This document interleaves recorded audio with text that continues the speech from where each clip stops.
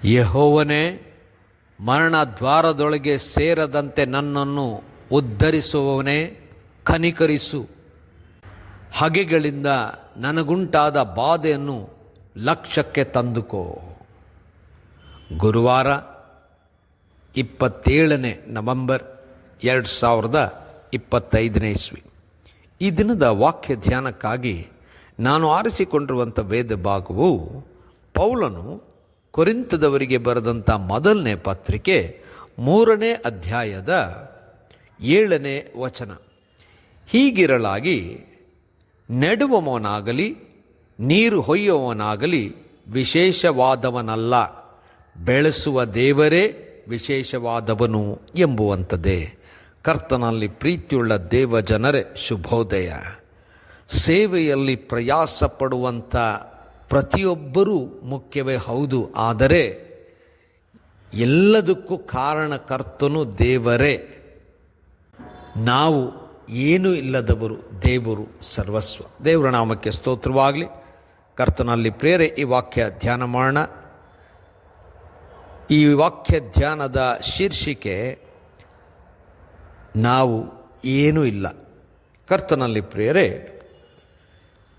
ಪೌಲನು ಸೇವಾ ಅವಧಿಯಲ್ಲಿ ಅನೇಕ ವಿಚಾರಗಳನ್ನು ಅನುಭವದಿಂದ ತಿಳ್ಕೊಂಡನು, ಕಲಿತನು. ಅನೇಕ ವಿಚಾರಗಳಿಗೆ, ಸಭೆಗಳಿಗೆ ತನ್ನ ಜ್ಞಾನವನ್ನು, ದೇವರ ಬಲದಿಂದ ಮಾರ್ಗದರ್ಶನವನ್ನು ನೀಡುವಂಥವನಾಗಿದ್ದನು.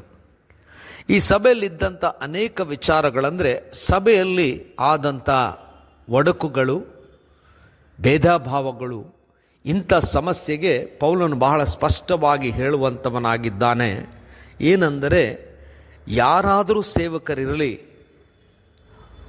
ಸೇವೆ ದೇವರಿಂದ ಬರ್ತಕ್ಕಂಥದ್ದು ಮತ್ತು ಸೇವೆಯಲ್ಲಿ ಎಲ್ಲ ಪ್ರಯಾಸಕ್ಕೆ ಫಲ ದೇವನಿಂದಲೇ ಬರ್ತಕ್ಕಂಥದ್ದು. ಅಂದರೆ ಬೇರೆ ಬೇರೆ ಸೇವಕರು ಬೇರೆ ಬೇರೆ ರೀತಿಯಲ್ಲಿ ಸೇವೆ ಮಾಡುವಾಗ ಒಬ್ಬರನ್ನು ದೇವರ ಬಳಿಗೆ ನಡೆಸುವಂಥದ್ದು, ಪೌಲ ಹೇಳುವ ಹಾಗೆ ಒಬ್ಬನು ಗಿಡವನ್ನು ನೆಡುವಂಥದ್ದು, ಮತ್ತೊಬ್ಬನು ಅವರನ್ನು ಪೋಷಿಸುವಂಥದ್ದು, ವಾಕ್ಯದಲ್ಲಿ ಬೆಳೆಸುವಂಥದ್ದರೆ ಗಿಡಕ್ಕೆ ನೀರು ಹಾಕುವಂಥದ್ದು. ಇದರಲ್ಲಿ ಯಾರು ಮುಖ್ಯವಾದಂಥವನು? ನೆಟ್ಟವನ, ನೀರು ಹಾಕಿದಂಥವನ, ಪೋಷಿಸಿದವನ, ಹೀಗೆ ಅನೇಕ ವಿಚಾರಗಳಲ್ಲಿ ಭೇದ ಭಾವಗಳಿದ್ದಾಗ ಬಹಳ ಸ್ಪಷ್ಟವಾಗಿ ಪೌಲನು ಹೇಳಿದ್ದೇನೆಂದರೆ, ಇವರು ಯಾರೂ ಮುಖ್ಯವಲ್ಲ, ವಿಶೇಷವಲ್ಲ, ದೇವರೇ ವಿಶೇಷವಾದದ್ದವನು. ಯಾಕಂದರೆ ಈ ಎಲ್ಲ ಪೋಷಣೆ ಇದ್ದರೂ ಕೂಡ ಬೆಳವಣಿಗೆ ಬರ್ತಕ್ಕಂಥದ್ದು ದೇವರಿಂದಲೇ. ಅದಕ್ಕೆ ಎಲ್ಲ ಮಹಿಮೆ, ಎಲ್ಲ ಘನ ಮಾನ ದೇವರಿಗೆ ಮಾತ್ರ ಸಲ್ಲಿಸಬೇಕು. ಸೇವಕರು ಬರೀ ಸಾಧನವಷ್ಟೇ. ನಾವು ಏನೂ ಅಲ್ಲ, ಇದು ನಮ್ಮ ಕಥೆಯಲ್ಲ, ಇದು ನಮ್ಮ ಪ್ರಯಾಸವಲ್ಲ, ನಾವು ಇದರಲ್ಲಿ ಬರೀ ಸಾಧನಗಳಷ್ಟೇ. ದೇವರಿಗೆ ಎಲ್ಲ ಮಹಿಮೆ. ಕರ್ತನೆ ದಯಮಯ ಸ್ವಾಮಿ, ನಾವಂತೂ ಸೇವೆಯಲ್ಲಿ ಪ್ರಯಾಸ ಪಡುವಂಥದ್ದಷ್ಟೇ ನಮ್ಮ ಕಾರ್ಯ.